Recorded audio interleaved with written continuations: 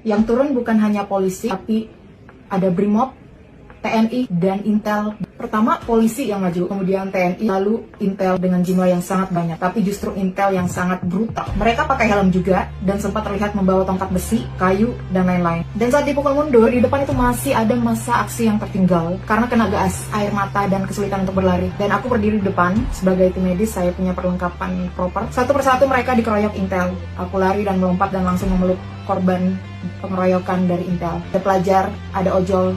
Mereka dipukuli beramai-ramai, dikeroyok. Saat itu aku menggunakan baju pink dan atribut medis. Itu aku memeluk korban dan berteriak, mundur ke Intel, lalu Intel bubar dan menarik korban untuk mundur ke belakang. Panjang malam, setidaknya hingga pagi hari, aku mengobati korban. Lukanya macam-macam, mata perih, wajah perih, kehabisan napas, kepala sobek, tangan bengkak, punggung memar, kaki memar, lebam, dan yang paling dibutuhkan waktu itu bukan obat mahal, tapi oksigen, air, odol bahkan, dan masker. Itu sangat menjadi penyelamat. Tapi yang bikin aku marah justru sangat banyak aparat baik yang berseragam maupun yang tidak berseragam ikut mengintimidasi. Aku sempat dipaksa untuk membuang selongsong bekas peluru gas air mata ini yang sengaja aku simpan di tas medis. Kemudian aku ditodong dan diancam oleh pria tegap berpakaian biasa. Itu aku langsung tanya, "Bapak siapa?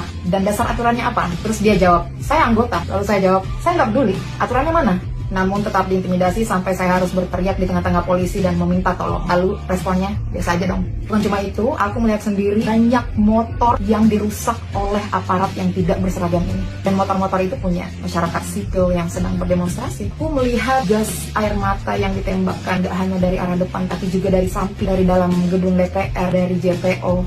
Sementara polisi di depan dengan tamennya, dengan senjata lengkap, malah tidak habis-habisnya meledek massa aksi, sehingga massa aksi bereaksi, kemudian mereka ditembakkan gas air mata sampai ditangkap satu persatu di depan. Dan itu semua terjadi di depan mataku. Aku lihat jelas, yang turun itu ojol, pelajar, warga.